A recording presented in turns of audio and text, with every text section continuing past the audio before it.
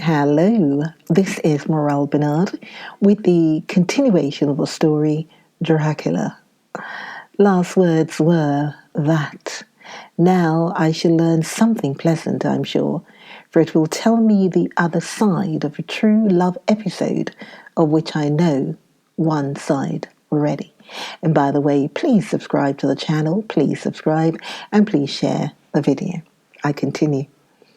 29 September. Dr. Seward's diary.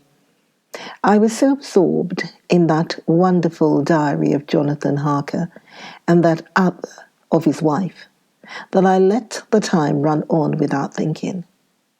Mrs. Harker was not down when the maid came to announce dinner, so I said, "She's possibly tired. Let dinner wait an hour." And I went on with my work. I had just finished Mrs. Harker's diary when she came in. She looked sweetly pretty, but very sad, and her eyes were flushed with crying, and this somehow moved me much. Of late I have had cause for tears, God knows, but the relief of them was denied me, and now the sight of those sweet eyes, brightened with recent tears, went straight to my heart. So I said as gently as I could, "I greatly fear I have distressed you." "Oh no, not distressed me," she replied, "but I have been more touched than I can say by your grief." That is a wonderful machine, but it is cruelly true. It told me in its very tones the anguish of your heart. It was like a soul crying out to Almighty God.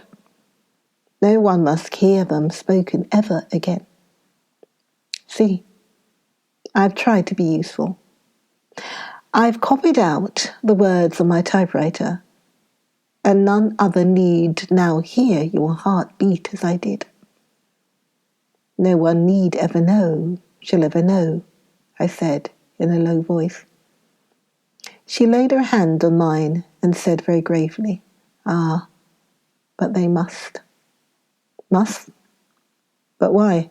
I asked. "Because it is a part of the terrible story, a part of poor dear Lucy's death and all that led to it, because in the struggle which we have before us to rid the earth of this terrible monster, we must have all the knowledge and all the help which we can get.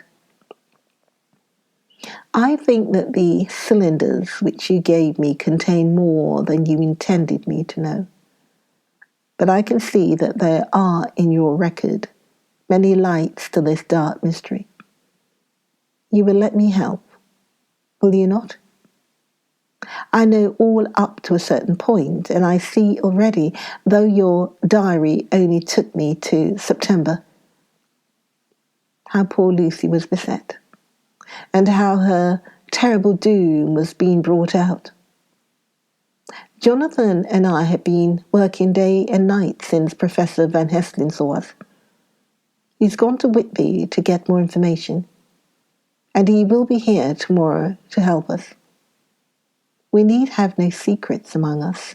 Working together and with absolute trust, we can surely be stronger than if some of us were in the dark." She looked at me so appealingly, and at the same time manifested such courage and resolution in her bearing, that I gave in at once to her wishes. "You shall," I said, "do as you like in the matter. God forgive me if I do wrong.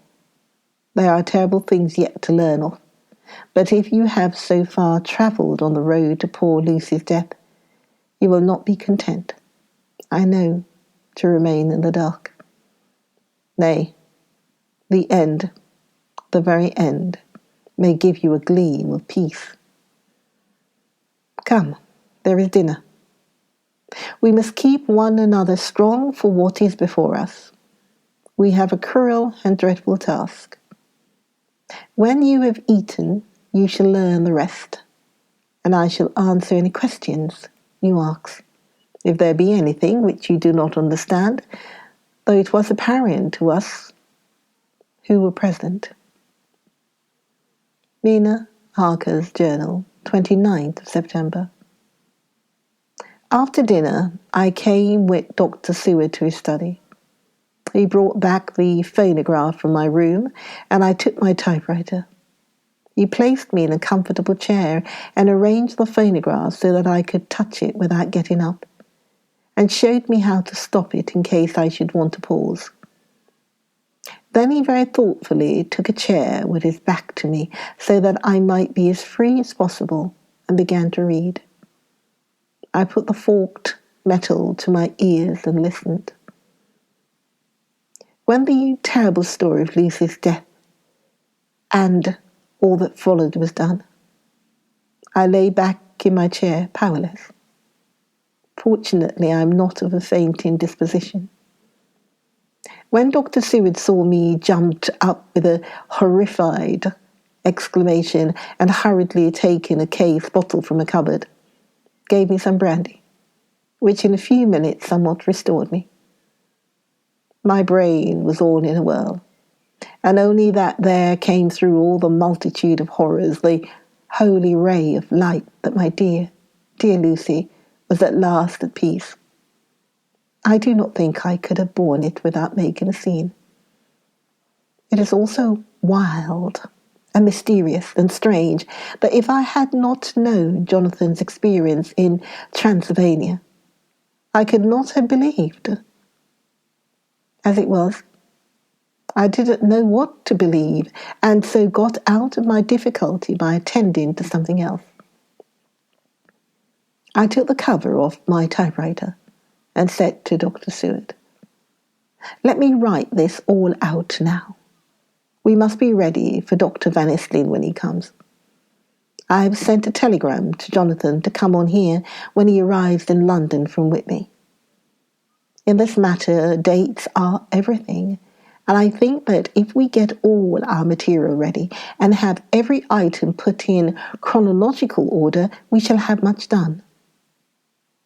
You tell me that Lord Godalming and Mr. Morris are coming too. Let us be able to tell him when they come." He accordingly set the phonograph at a slow pace, and I began to typewrite from the beginning of the 7th cylinder. I used manifold and so took 3 copies of the diary, just as I had done with all the rest. It was late when I got through, but Dr. Seward went about his work of going his round of the patients. When he had finished, he came back and sat near me, reading, so that I did not feel too lonely whilst I worked. How good and thoughtful he is. The world seems full of good men, even if they are monsters in it. Before I left him, I remembered what Jonathan put in his diary of the professor's perturbation at reading something in an evening paper at the station at Exeter.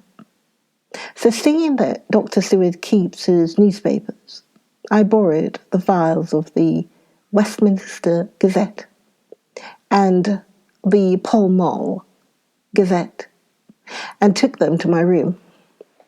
I remembered how much the Daily Graph and the Whitby Gazette, of which I had many cuttings, helped us to understand the terrible events at Whitby when Count Dracula landed. So I shall look through the evening papers since then, and perhaps I shall get some new light. I'm not sleepy, and the work will help to keep me quiet. Dr. Seward's Diary, 30th of September. Mr. Harker arrived at 9 o'clock. He had got his wife's wire just before starting. He is uncommonly clever, if one can judge from his face, and full of energy. If this journal be true, and judging by one's own wonderful experience, it must be. He is also a man of great nerve. That going down to the vault a second time was a remarkable piece of daring. After reading his account of it, I was prepared to meet a good specimen of manhood, but hardly the quiet, business-like gentleman who came here today. Later. After lunch, Harker and his wife went back to their own room, and as I passed a while ago, I heard the click of the typewriter. They are hard at it. Mrs. Harker says that they are knitting together in chronological order every scrap of evidence they have. Harker has got the letters between the consignee of the boxes at Whitney and the carriers in London who took charge of them. He is now reading his wife's typed script of my diary. I wonder what they make of it. Here it is. Strange that it never struck me that the very next house might be the Count's hiding place. Goodness knows that we had enough clues from the conduct of the patient Renfield. The bundle of letters relating to the purchase of the house were with the typescript. If we had only had them earlier, we might have saved poor Lucy. Stop. That way madness lies. Harker's gone back and is again collating his material. He says that by dinner time they will be able to show a whole connected narrative. He thinks that in the meantime I should see Renfield, as hitherto he has been a sort of index to the coming and going of the Count. I hardly see this yet, but when I get at the dates, I suppose I shall.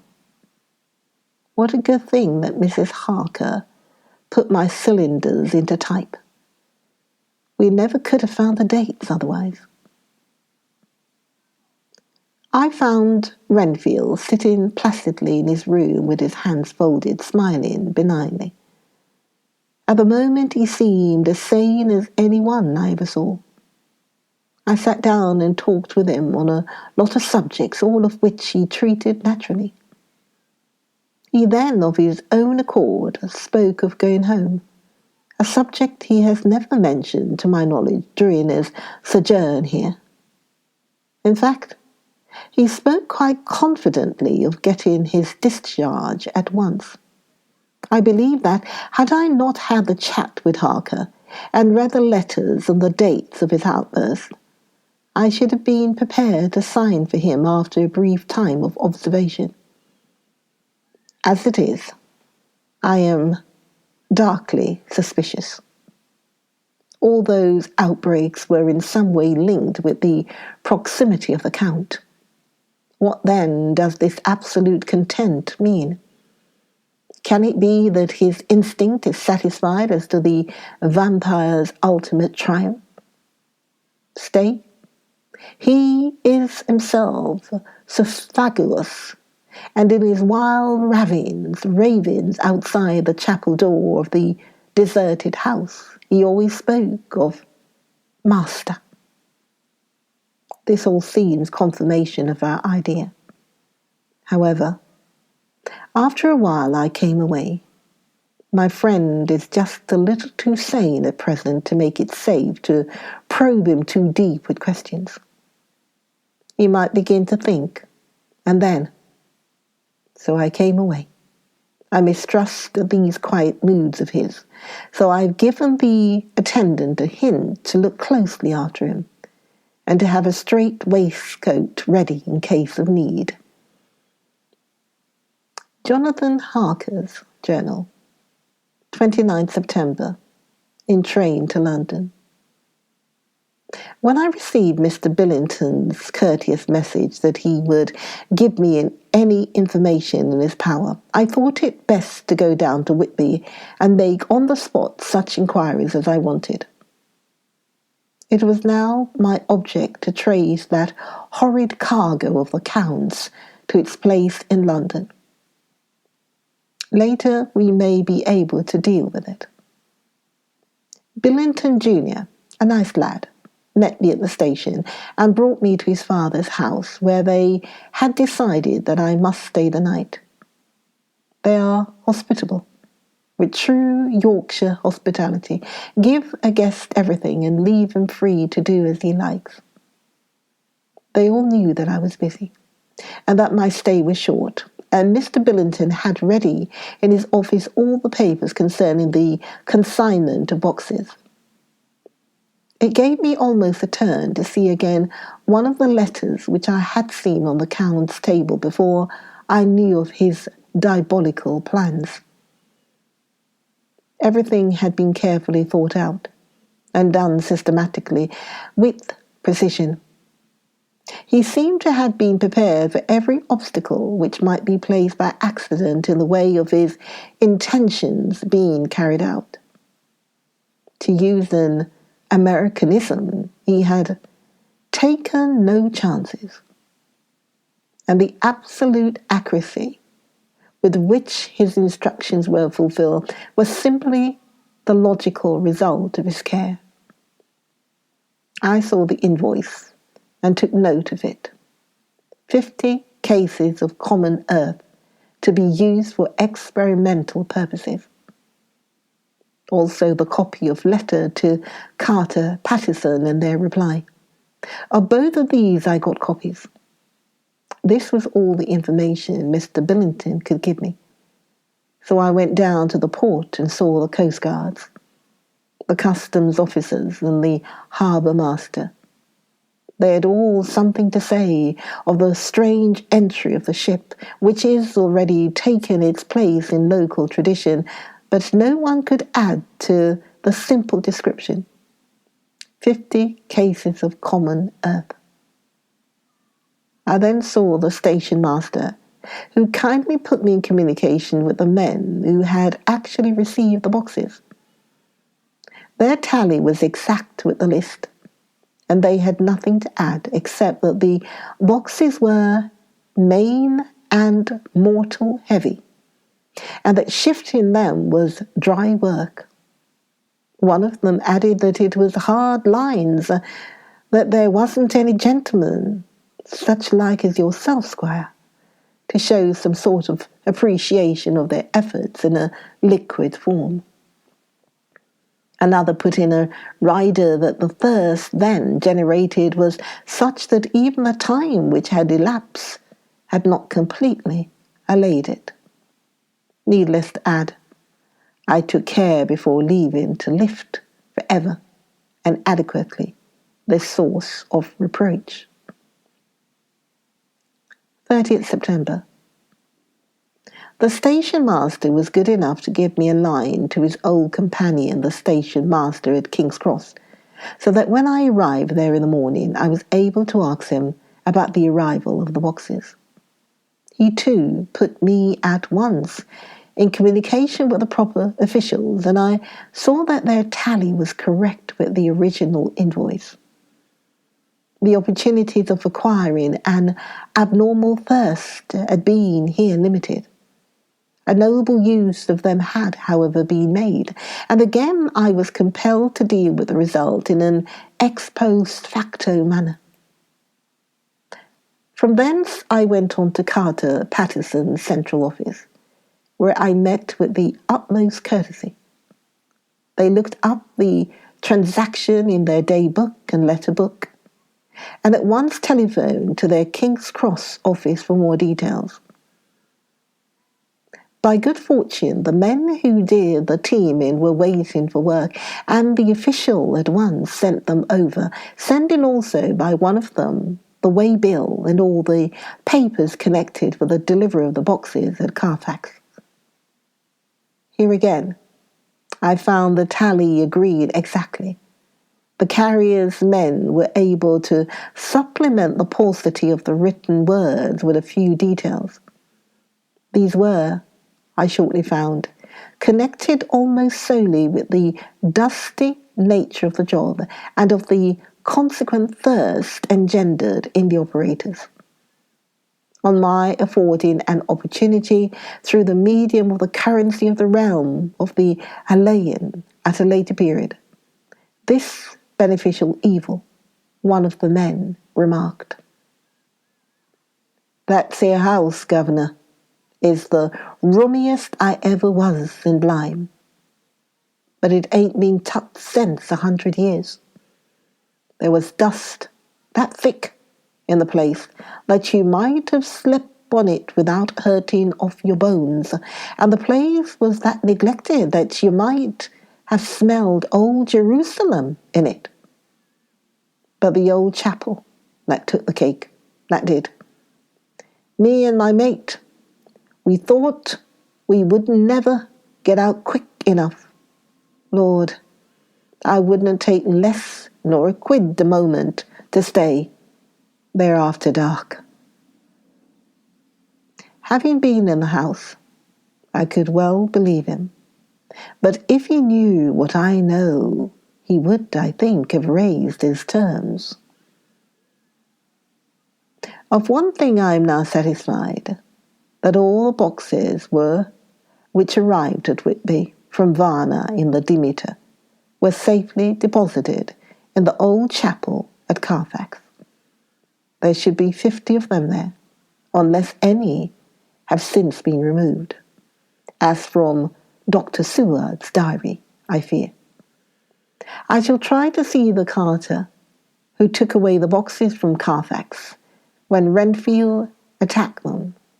By following up this clue, we may learn a good deal. Later. Mina and I have worked all day, and we have put all the papers into order. Mina Harker's Journal, 30th September. I'm so glad that I hardly know how to contain myself. It is, I suppose, the reaction from the haunting fear which I have had, that this terrible fear and the reopening of his old wound might act detrimentally on Jonathan. I saw him leave for Whitby with as brave a face as I could, but I was sick with apprehension. The effort has, however, done him good. He was never so resolute, never so strong, never so full of volcanic energy as the present. It is just as that dear good Professor Van Helsing said, he's true grit, and he improves under strain that would kill a weaker nature. He came back full of life and hope and determination. We have got everything in order for tonight. I feel myself quite wild with excitement. I suppose one ought to pity anything so hunted as is the Count. That is just it. The thing is not human, not even beast. To read Dr. Seward's account of poor Lucy's death and what followed is enough to dry up the springs of pity in one's heart. Why not join me? Join me for the next video. Join me for the next video of Dracula. Join me. Next video of Dracula. I'll see you then.